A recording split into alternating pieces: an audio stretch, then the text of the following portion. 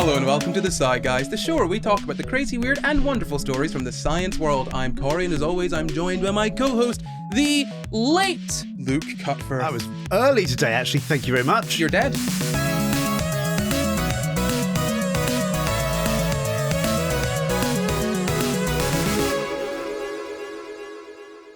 This week we're talking about the ever-forward march of time's arrow, but first we have a wee review. How wee? Very wee. Just says good. So this one says, thank you, SCI Guys. I rediscovered this podcast and I'm hooked. I listen while I do art for college and it's the perfect brain-filling content for when I need to consume something while I'm working. And I feel smart.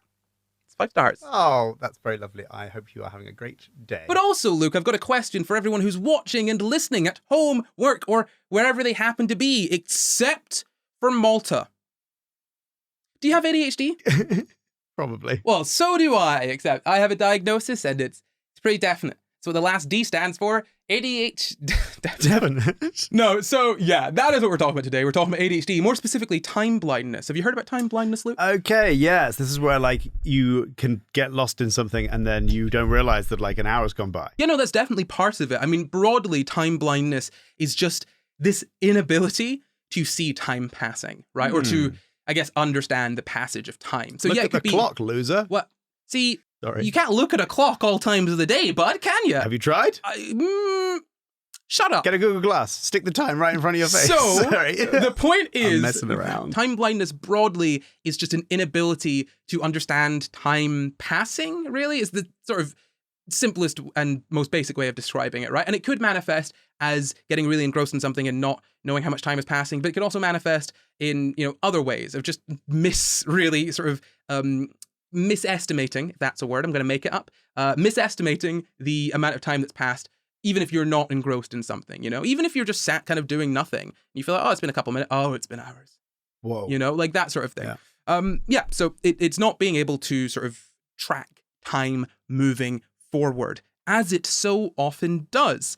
But this can have very far-reaching problems. And the reason that we're talking about this in the context of ADHD is because ADHD is obviously, associated with that sort of thing. Quite specifically, time blindness is a phrase that is kind of arisen to describe that experience of people with ADHD. Now, clinically, I don't think so. I haven't really found much use of it clinically. I mean, if you look it up, you've got pop psychology places talking about it, support, for ADHD places talking about it. But in terms of the literature, in terms of sort of anywhere that has a sort of clinical purview, I've not really seen that specific term used, but it does match up with some things we've seen in the literature. So I've got a quote here for you from a review, which is linked below, of course. ADHD is associated with a variety of other disorders not included in the official diagnostic criteria, such as emotional disinhibition, problems with memory, self-awareness, and motivation, and there are recognized differences in the perception of time.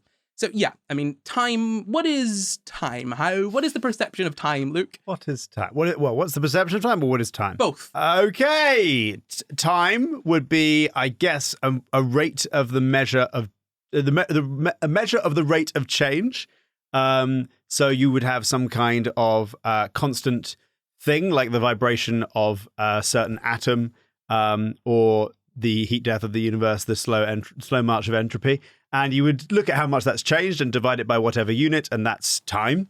And then sense of time, like perception of time, would be like because we don't have an internal clock. We don't have, like, all humans don't have an internal clock. There's no like mechanism that our brain uses like a watch does to tell how much time has passed.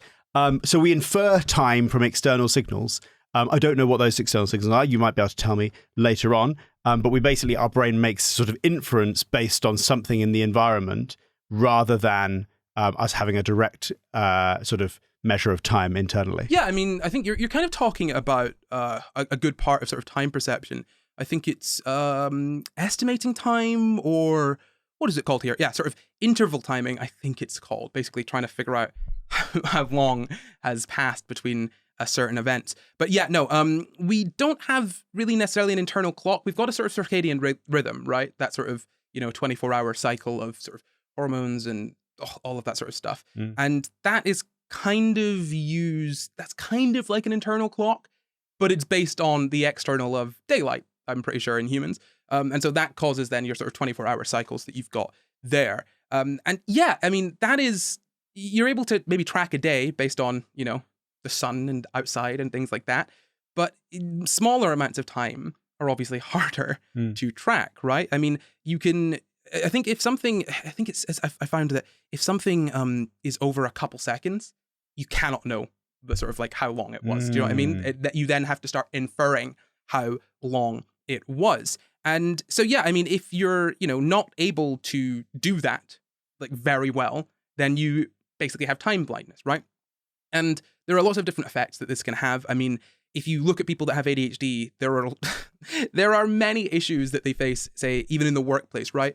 And things that result in psychological stress. So, for example, if you're unable to sort of perceive the passage of time all that well, you're probably going to be late. Even if an alarm goes off, you've got difficulty switching between tasks, or even you might not even remember what the alarm is for. You might like thoughtlessly turn the alarm off and then carry on and not even remember you've done that, right? So it can have much more far-reaching effects than you may think. It can't be solved all that easily. If it could be, then people with ADHD wouldn't necessarily be disabled by these things. Social model of disability right there. Very true. I've already mentioned how this can affect sort of people with ADHD generally, but, more specifically, sort of adults with ADHD underperform in academia and professionally. I say in academia, they underperform academically and professionally. And this is based on not sort of just anyone else. This is based on their intellectual potential, right? So let's say you're sort of intellectually capable of doing something, right? You've got the sort of intelligence, the smarts, the mind to do it, but you're not able to follow through on those things or reach that potential because of these like sort of setbacks from ADHD, essentially, right?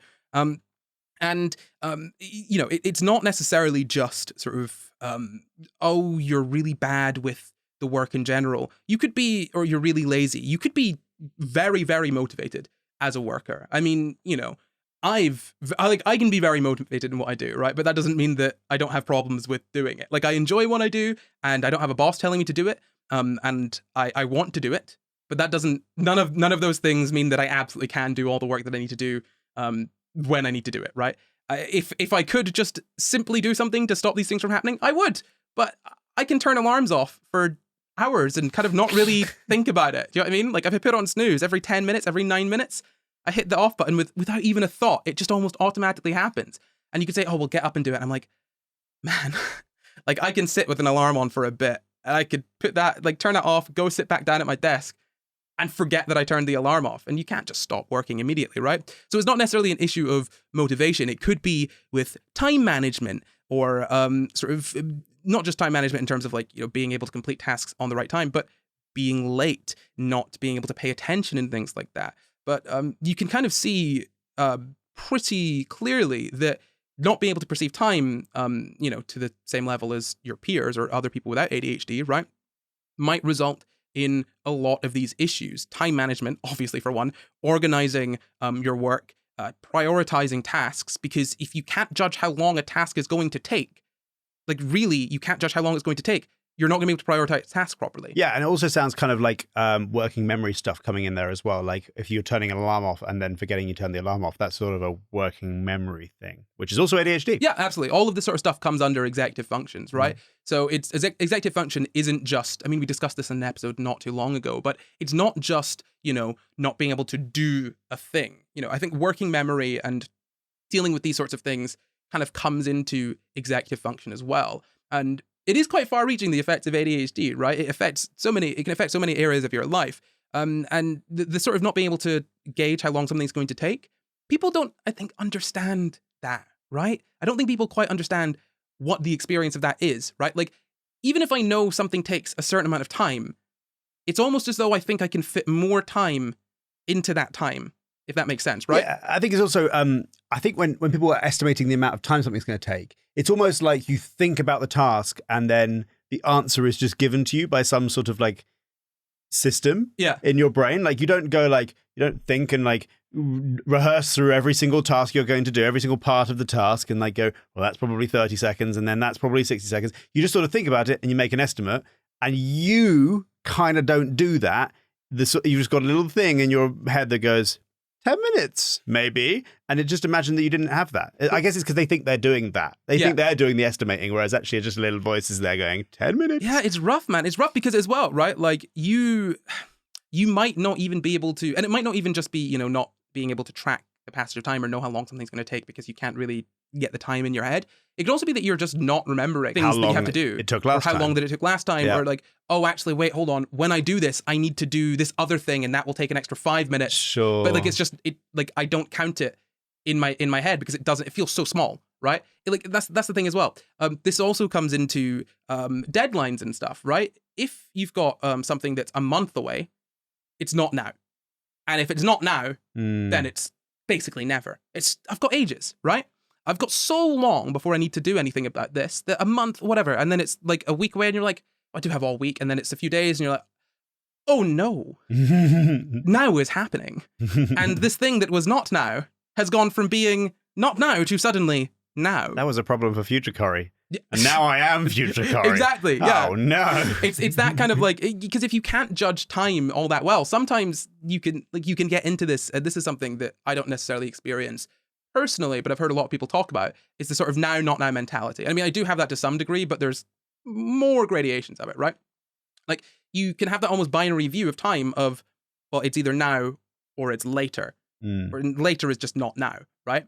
And if you're mostly working in the now, then that causes some issues.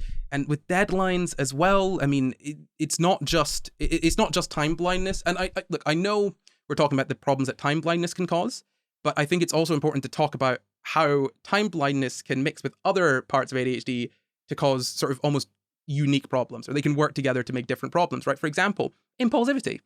People with ADHD can be impulsive.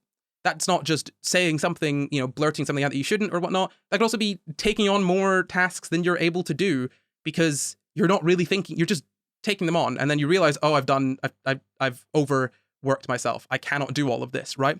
And so then that coupled with the not being able to see not be able to understand the passage of time results in being way too overworked. And either you get it all done and then you burn out, which means it's even harder to manage your time and whatnot, or you can't get it all done and you face the consequences there. And all of this stuff leads to stress, which can make everything just so much worse. And also, you know, the inattentiveness of ADHD as well can have these sorts of impacts. But yeah, I just want to get across here that sort of time blindness, this inability to, or issue with understanding the passage of time, can have lots and lots of effects that result in you not just not being on time, but not even really being able to do much about it because of all of the other things that come along with ADHD, right? So many people have said, oh, just use an alarm, use a planner. How's that supposed to help if I cannot wrap my head around the fact that something that's happening in 2 weeks is like 14 days away. It's not that long, right? 2 weeks away is so far in the future. But it's not that far in the future, right? Do you know what I mean?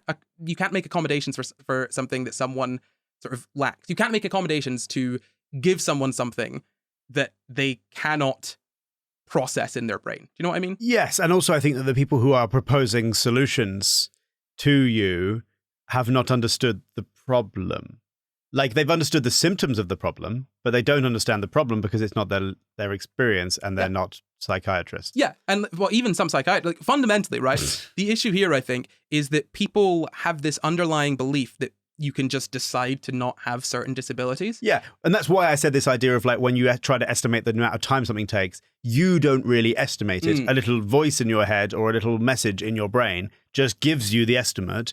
And in many people, the estimate is accurate, and so they don't have any problem in their life. Whereas, like, well, imagine that little voice never gave you a time. Yeah. Just imagine it wasn't there, because that's something you can imagine. What would they do if the little voice that told them how long to say when someone asks for an estimate of time, how would they go about estimating it? Probably quite badly. Yeah, not well at all. Or even worse, imagine that you did have the little voice, but the little voice was always wrong. Always it was wrong. Just like 20 minutes. 5 minutes, an hour, and it took a day. Yeah, no, exactly. It's such a problem. But let's get back to sort of time perception briefly, right? I mean, I think you covered pretty much all of it pretty well, but I just want to go over what I've got here in my notes. And I mean, the thing about time perception is that we have been thinking about this for a long time. I mean, if you look it up, philosophy is what comes up. Like, sort of philosophers have been thinking about this for quite a while. And it's a difficult thing to really wrap your head around. Like, how do we figure out how long something has taken? Because it is subjective, right? We know that. You know, time flies when you're having fun. Yeah, no, it does. Like it actually does. Like, the tasks that you're doing, and whether you're doing a task or nothing at all, can all influence how long something feels. And as far as I'm aware, that seems to come down to our understanding of sort of how we piece together different things to build up an idea of of time. So there's sort of the idea of duration, right? Knowing how long a thing lasted. And there's so many different sort of, I guess, things that can affect the understanding of a duration, right? Because it's such a broad scale we've got here. You've got anything as short as a little wink, to a journey, like a plane ride, to a cruise that lasts weeks, right? All of these things we think of as just a thing, right? I went on holiday for 2 weeks, you could say. As in, we think of them as like almost like as a noun, like they are an object in time. Well, they're one duration is what I mean. Yeah. So that holiday is one duration, but within that holiday, there were smaller durations, right? So Yeah. the point is that it is relative, and there's sort of periods between things that happen, if that makes sense, right? You've got events, Yeah. and then you've got things that happen between those events, and the sort of time perception thing a lot of it comes down to figuring out how much time passed between those events, if that makes sense. And an event could be like anything. I right? dropped a pan. Yeah. That's an event. Yeah, exactly. Like, I recorded SCI GUYS. that's an event. We did a little kiss. That's an event. Like I said, a holiday is an event. All of these things are events with sort of durations of them and durations between them that we want to sort of understand. And so it's not just about, the events themselves, but also the order, the sort of sequence of them. You know, they happen successively. That's our understanding of time, is one thing sort of just going in front of the other, or one thing being layered on top of the other, or continually moving forward through a thing, right? That's our kind of general understanding of time, is a constant movement. Well, interestingly, there are other languages where they consider time to be coming at them rather than them going through. I think in France, I might be wrong, so apologies if anyone's French, but I think there was something. Apologies if anyone's French. Sorry, apologies to anyone who's listening who is French. Not apologies if you're French. Luke, Jesus. Yeah, I think this is why no one listens to us in France, okay? Oh, sacre bleu.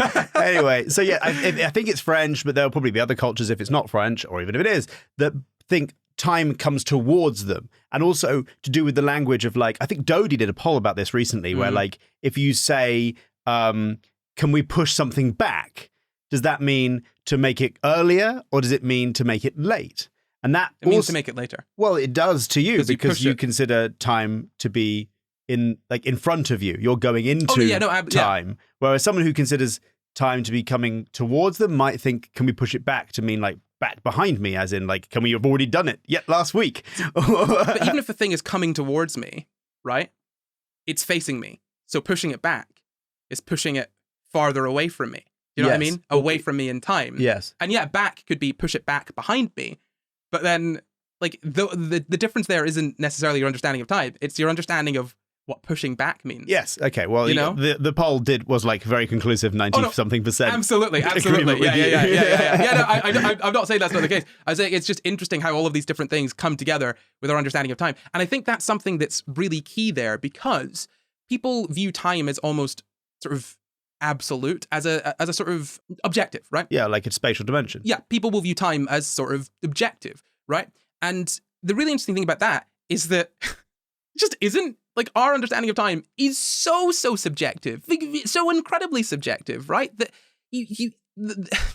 we have so much evidence of this, right? The fact that what you've just said there, that poll that Dodie did, that shows how it is subjective. If it was objective, then everyone would say the same thing.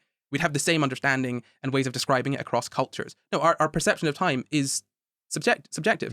And yet people still fail to understand that others may have a different perception that leads to, them acting in a different way, right? Like, you don't understand why someone is perpetually late. They should just make the effort to be on time, because when you're late because you chose to be. You know what I mean? Like you made decisions knowing that they would make you late, or you did it by accident.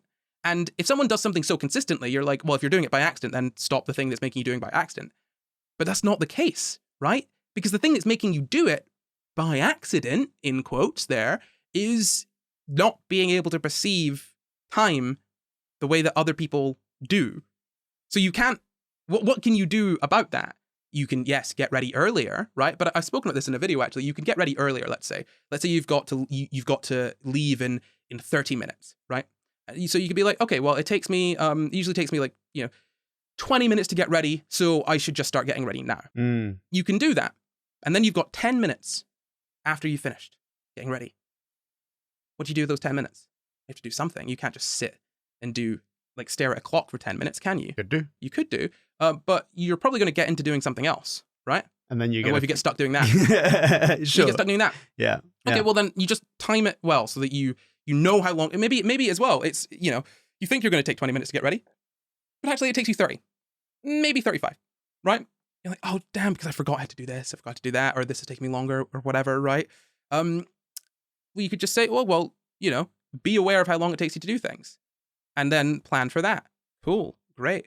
If I do that, that doesn't mean I'm going to be on time necessarily, because one, I need to remember to start doing it at the right time and set an alarm and get that done. And two, if I don't do it, if I don't finish getting ready at the exact time I need to leave, there's still that buffer, that dangerous buffer zone of, again, losing time from getting caught doing something else or not realizing that so much time has passed.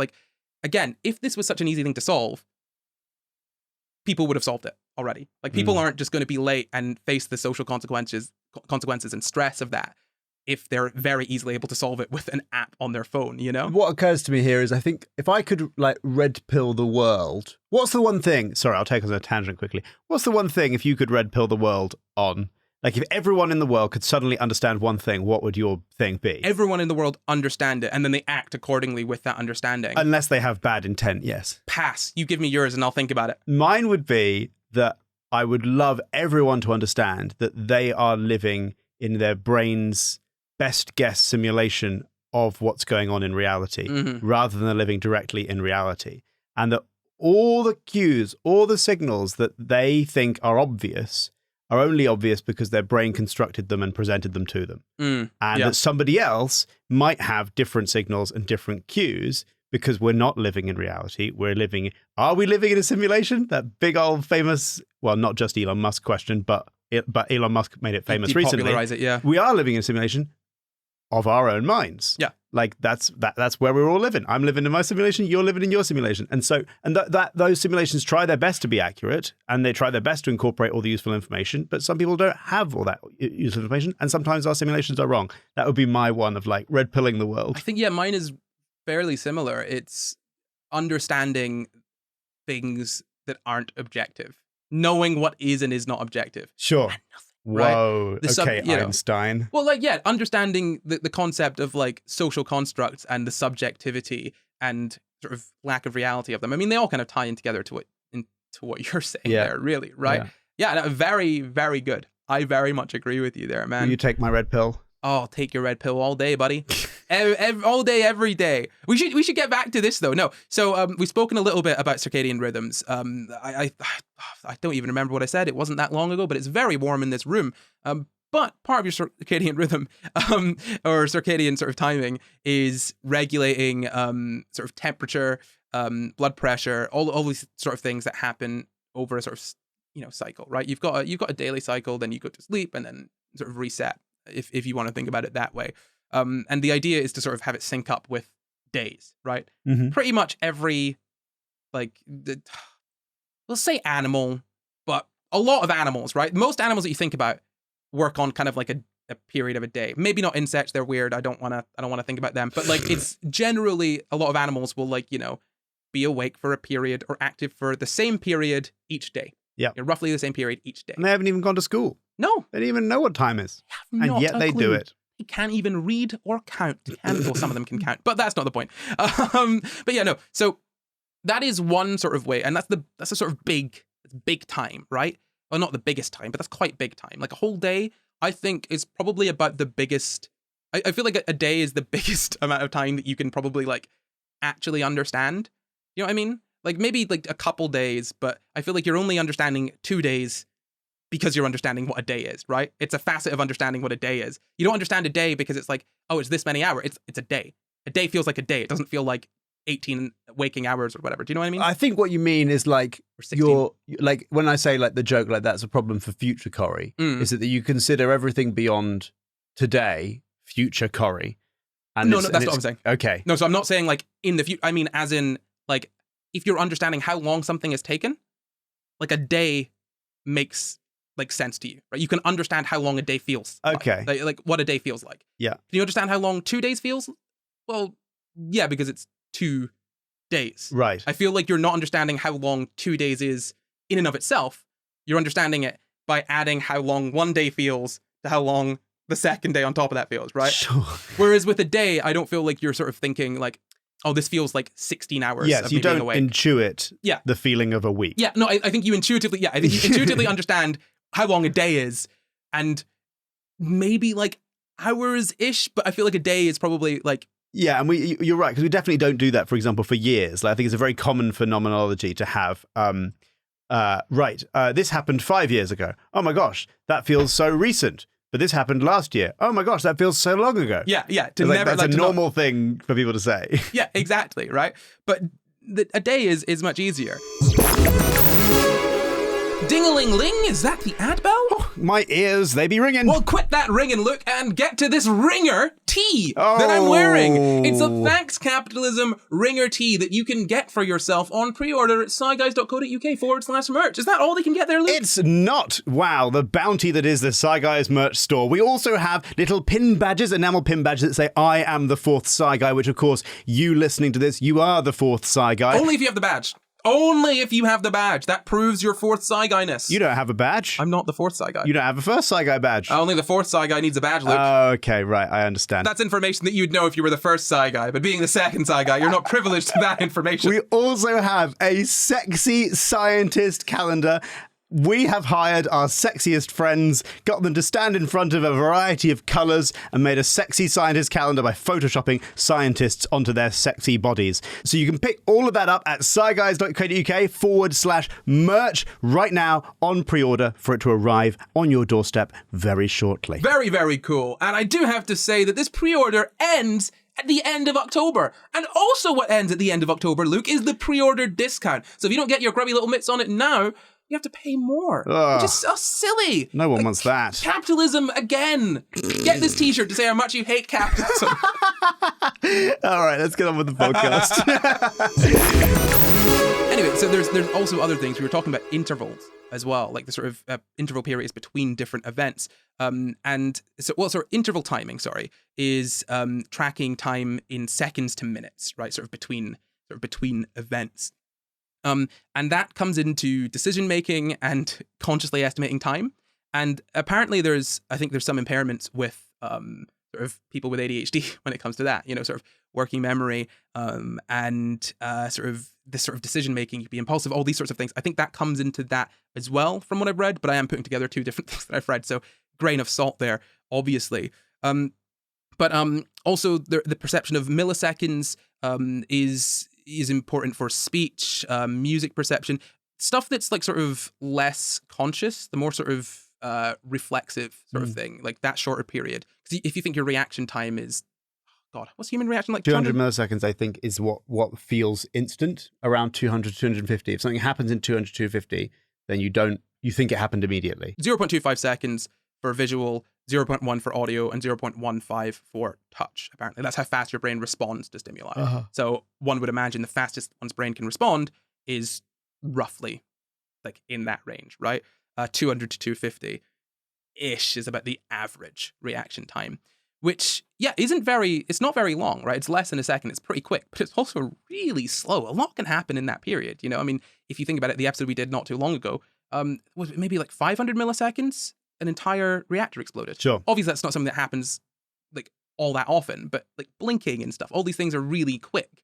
They still have like time that short can still be important, but we just can't really understand it at all. Yeah, I love watching videos of people like reacting to stuff in slow motion.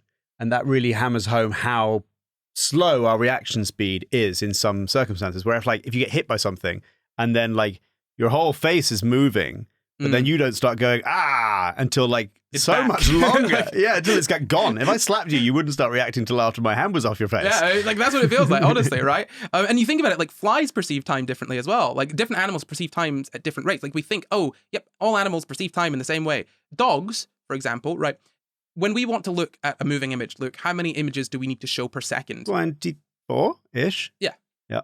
You made me really worried about that there. I was like, I had the answer in my head and you sounded so unsure. I was going to say 23.976, but that's not because of reaction time. It's because of something else.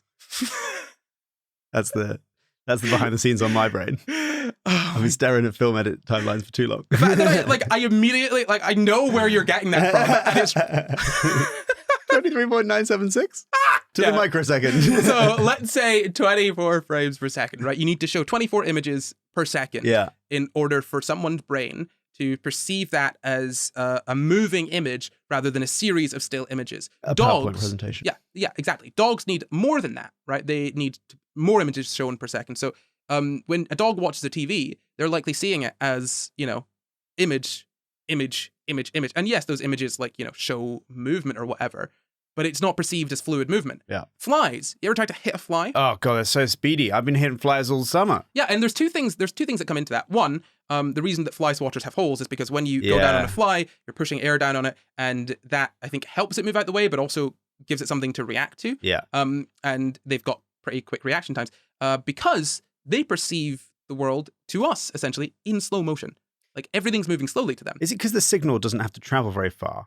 Like I've don't always know what it wondered is. this. Do you know what? I literally just brought this up because it was something I was aware of. And I hadn't. This isn't in my notes. I haven't looked this up, so I have no idea. But I'll find that out and I'll get back to you. Thank you. Yeah. So moving on. There's a few other things that affect sort of the passage of time, or rather how we understand the passage of time. Sort of activity. So the type of activity, right? So for example, if you're doing a task that is just broken up into lots of different pieces, like you're interrupted. So, for example, let's say I'm working, right? I'm doing an edit. And every 10 minutes you come in, you're like, hey, how are you getting on with that? And I have to stop and I have to talk to you for a couple minutes and then get back on with it. Even if that took the same amount of time as me just doing maybe a slightly longer edit to account for, your interruptions, right? Even if both of those things took the same amount of time, the one where I'm interrupted would probably end up feeling longer. Oh, yeah. Right? More interruptions make it feel longer. And doing nothing apparently feels, is apparently longer than doing something, right? Sure. This is why people will say, what is it? Time flies when you're having fun. Because when you're having fun, you're doing something and you're not really thinking about, not even consciously, but you're less focused on it subconsciously as well. So you have a harder time perceiving the passage of time. Whereas if you're doing nothing, there aren't really any events for you to sort of lock onto and understand in that smaller way that you can. Because really, when you think about it, yes, you can understand the concept of a day. You can understand the concept of a few seconds or maybe infer a few minutes. But when you're doing nothing for a long period of time, you've got nothing to judge it on, right? So for example, if you want to judge the size of something by sort of looking at it, and looking at other things around it sort of in a landscape. So something that you're outside, right? And you're looking at, say, a building. You want to judge the size of it. Well, you want to judge how close that building is to you, how far it is from you, and maybe other things around it that can give you an idea of the size. Now, if you're in a place with lots of different things around there, closer to you, farther from you, and you can be like, oh, well, I know the size of that thing. It's roughly that size. So compared to this bus, that building is there. I know actually it looks like the bus is in front of that building and it's smaller, all that sort of stuff, right? You've got these landmarks to understand how big that building is. Now, if you were looking at a building just in a flat, featureless landscape, really difficult to figure out how big that thing is, right? You're like, how close to me is it? How far from me is it? Like, you've got other sort of stimuli that you use to judge how close or far something is, right?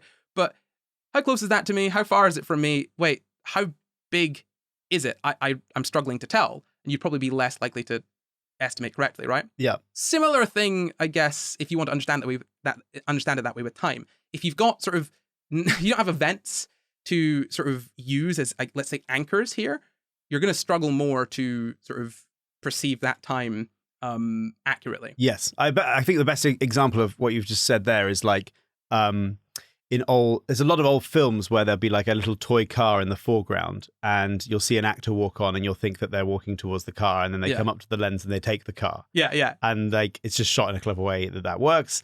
Like if you apply that freak out moment of like, whoa, the simulation in my brain was wrong, it made a guess that was wrong. Apply that to your perception of time, and you might start getting to understand the experience. That's so right. Yeah, that like little shock there where you're like, oh God, my guess was wrong. I guess you have to reset. Fine. No. And then also, so motivation, right? So if you're doing something, we've just said, that will make time appear to pass more quickly. Whereas if you're not doing something, that will make it appear more slowly. Motivation also has an impact here. If you're motivated to do something, it's going to feel like it's going more quickly. Whereas if you're less motivated to do something, it feels like it's going to take longer. And this is something as well with ADHD, I feel, where it is almost physically painful to do something that is boring, right? Even if you want to do it, if you're not feeling it, it's so much effort. Yeah, I tell you, I have this really weird memory on this, which is like I had to tidy, my granny's house for some reason. And I remember like doing about 5 minutes of it and feeling really bored and fed up and being like, this is taking ages. And then something switched in me and I accepted that I'm now in tidying my house. It was like I was like really annoyed about doing it, and I really didn't want to do it, and I was really bored, and I was really resisting it. And then something happened where I kind of accepted that I was doing it. And then like half an hour flew by once I like was in tidying Luke rather than wishing I was in TV Luke, but being stuck in tidying Luke. Half an hour went by in a sec. It was so weird. And that's where I had that kind of like, oh, whoa, mad. No, actually, I was literally about to say something almost exactly like that, because when I'm really struggling to do something that I find, let's say, boring, or I'm not really wanting to do, it's a case of trying to do it for long enough that I get focused on it, and everything else then falls away. And so I'm not noticing anything else, and I'm just focusing on this thing, and then I can do it. It's almost like an activation energy. But maybe everyone goes through that, right? But for me, my personal experience is that it's so much effort to get over, even if that period is like, say, 5 minutes, 10 minutes, 15 minutes of working on a thing and hating every second of it, to get into a point where I'm in a flow state. Those 15 minutes can feel so long, like hours. So interesting. It's almost like what you said about how when you are doing nothing, you have no reference for how long something's taken, right? It's almost like if you were, because there's no change, right? It's almost like if you were focusing, even though you're trying to do things, if you're focusing entirely on the fact that you don't want to do it and that doesn't change, then that's almost the same as doing nothing and nothing changing, because it feels like time takes ages when you're focusing on something that doesn't change. That's kind of what you're saying. And although you might be tidying or doing whatever you were doing when you were resistant to it, you weren't focusing on the thing you were doing. You were focusing on the fact that you didn't want to do it. And that fact did not change in the same way that nothing changes when you're doing nothing. And that's the times when time felt really long to you. It's interesting, right? Because my notes say that the more change you notice over a given interval, the longer it seems to take, right? But also, you might only give sort of a subjective time or understand a subjective duration once you've noticed it, if that makes sense, right? Sure. So the examples that I've got in front of me are, waiting for a friend to arrive as opposed to actually meeting and doing whatever it is you're doing with your friend. And then what we were just talking about there, like sort of wanting to finish a task and then actually doing the task itself, right? Like, so if you're, I don't know, I don't exactly know this, but I mean, I guess when you're working at a task, when you're doing the thing, right? You don't notice it as you're going. Yeah. So that's why it feels like it's not taking very long. Yeah. Because you're not noticing it happen because you're fully in doing the task. You're not noticing. Oh my God, sorry. No, I just realized what was not clicking for me in that sentence I was reading. It's the more change you notice. Oh my gosh, yeah. So the more change that you notice during a period, the longer it feels like it is. But if you have nothing else sort of to take, you're not doing anything, you're going to notice potentially more change, right? And things could feel longer. Or if you're engrossed in something, you're not noticing the change, right? So it Sure. then feels like it's taking less time because you're engrossed and you're focused on a thing. And that also, I suppose, might go some way to explain time blindness in ADHD, because you might not be noticing things because you have an attention issue. Yeah, absolutely. Yeah, exactly. And I think that's really the crux of it, right? That it's really, really tough to explain this to people that don't have that experience, because people are so used to just noticing stuff or knowing. Like, okay, for example, what just happened, and I think this was off pod, is that Luke said to me, "Do you understand what I just said?" And I said yes, and then immediately said no. And it wasn't that I lied, it was that I thought I had understood, and then my brain caught up with me, and I was like, wait, hold on, I just processed what you said, and just really thought about it. I was like, I for some reason I thought I understood, and I have no idea what you said. Like, I don't even know what words it was that you just said to me. Dirty lies. But that's the thing, right? It's like, it's so weird, because you feel like there's some issues with processing, right? Like, you just process things in a mismatched order occasionally, and if you don't notice everything as well, all these things sort of compound. But just to kind of talk about this a little bit further, I've got a couple of reviews I looked at, one from this year, one from 2019, and ultimately they're kind of showing that people with ADHD can have problems in estimating time intervals, like estimating how long something takes, right? And with the management of time and reproducing time intervals, lots of different things when it comes to dealing with time. But some studies don't show this. There's not many studies on this, right, with adults, because for a long time, ADHD was seen as a childhood disorder that you grow out of. But now we know that's not the case. So we need to have more studies on adults when it comes to time perception, right? Because we just don't have enough. Yes, there are quite a few showing issues with time perception, but some of them weirdly don't. And in fact, I found one in a review I was looking at that showed that people with ADHD can sometimes perform better on sort of time tasks when it comes to emotional stimuli. So if you've got basically a stimulus that triggers an emotion, right? So if you've got a picture of someone laughing or smiling or whatever, you could be, oh yeah, that makes me, that's just the broadest of examples. But there's some evidence that it's not necessarily entirely sort of people with ADHD are worse at doing this thing. There are some instances where they're slightly better. But yeah, overall, it does seem to be that, this idea of time blindness is a thing. There's not a lot of data behind it. I would say there's enough, along with all of these sort of anecdotal experiences, to say, yes, time blindness does seem to be a thing. People with ADHD do have issues with sort of understanding and estimating time, but we need to do far more studies on this to really understand the root cause, and honestly, as well, understand how to build accommodations, because that's something that is really difficult for people to understand. Apparently, that if someone has ADHD and has this sort of like issues with time blindness, let's say, they might need accommodations, and they should get accommodations for that, right? And people struggle to understand that. There was a whole thing on TikTok about this, people saying, oh, you can't get accommodations for being late, just be on time.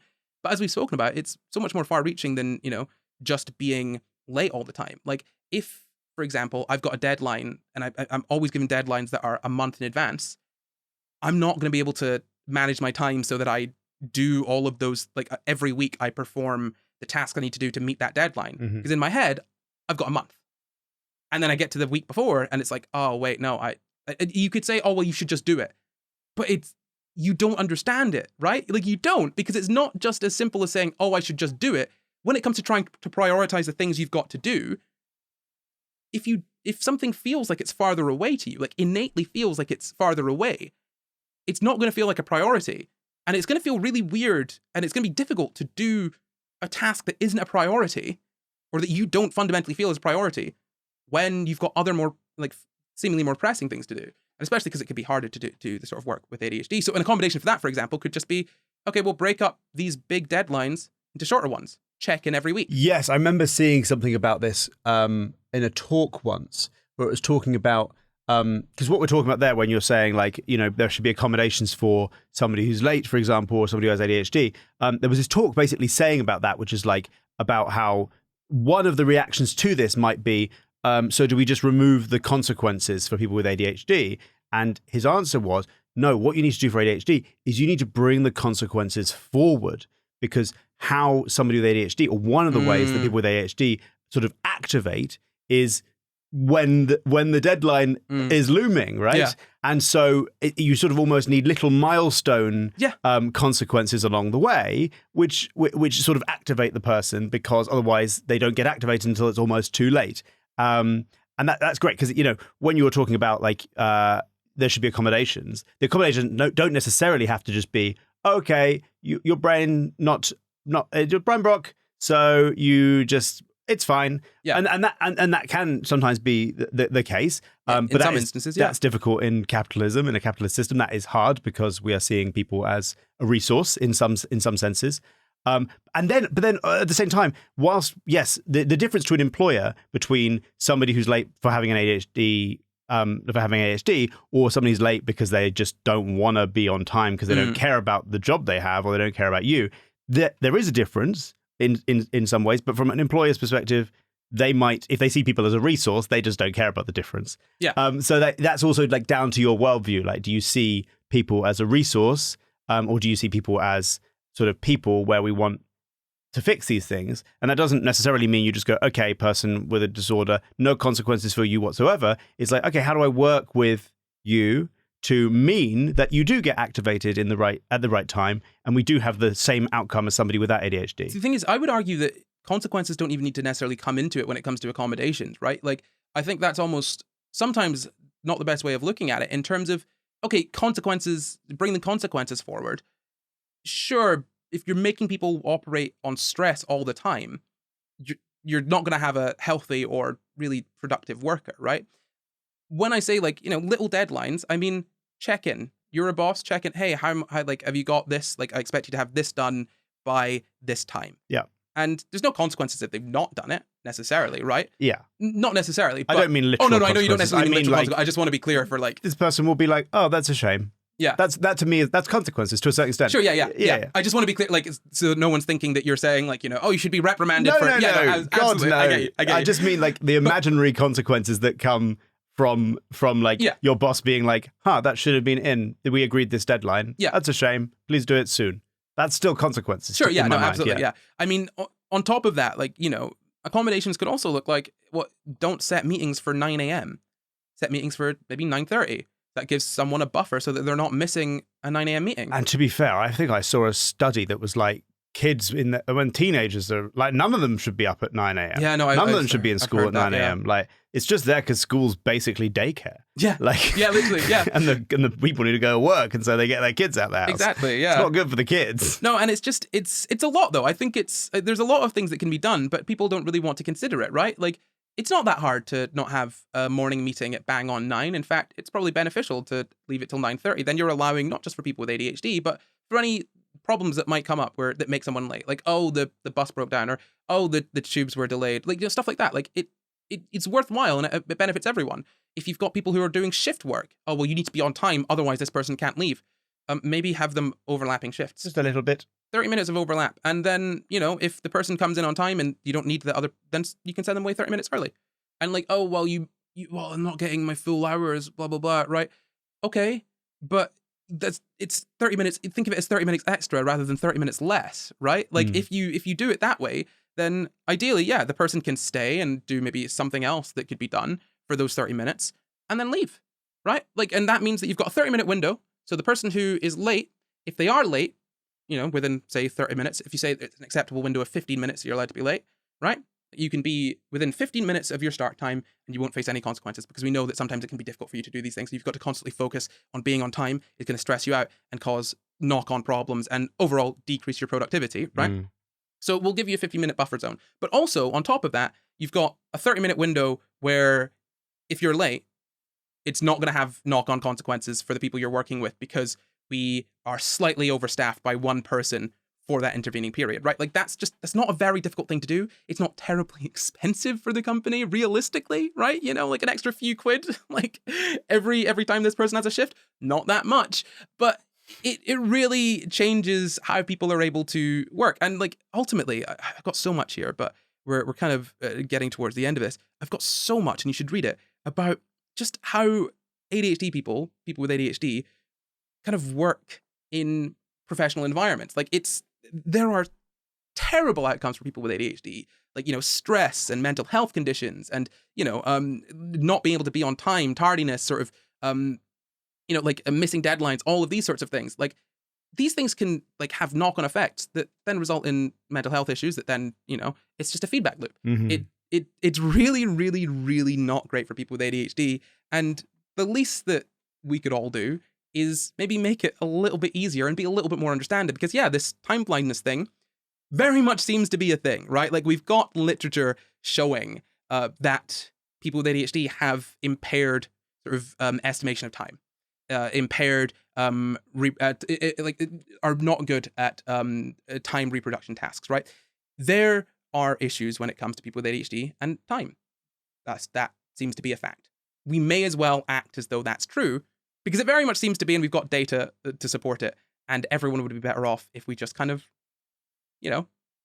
acted accordingly, instead of pretending that people can just think their way out of a disability. Fully agree. That you can't think yourself out of a disability. That's ridiculous to say. Why did you say it? Because it's time for the quickfire quiz. Dun dun dun dun. What time is it? What time? What's going on? The rules for the quickfire quiz are the same as always. I'll ask one question. That's one question between Luke and the audience. The first person to get the answer correct wins. After finish asking the question, of course, what do they win, Luke? A watch. It's actually shown that wearing watches could have some impact on time blindness, because it's analog watches, because you've got a constant thing that's physical there. Anyway, not the point. So the question for you is, what rhythm is it that is used to describe human understanding or perception of time over the course of about a day? Circadian? Circadian. Oh, no. Oh, wow. If you got that before Luke, you win. But that is all from us. Before we go, we'd like to thank all of our patrons with an extra special thank you to exec producers Danito and Glitch Rabbit. And thank you for watching. You can find the full references for this episode down in the description. Subscribe for new episodes every Sunday, and why not leave us a 9-week comment? Follow the pod at patreon.com/SCI GUYS, or follow us on SCI GUYS Pod at Twitter, Instagram, Facebook, YouTube, and at SCI GUYS on TikTok too. Or you can send us an email, sciguyspod@gmail.com. That's sciguyspod@gmail.com. Sciguyspod At gmail.com. You can follow me at NoCori everywhere. You can follow me at Luke Cupforth everywhere. Goodbye. It's still really hot. Okay, it's so hot. You broke Corey. What are you doing? Leave him alone. It's climate change. Stop it. Oh, God's sake. Thanks, capitalism.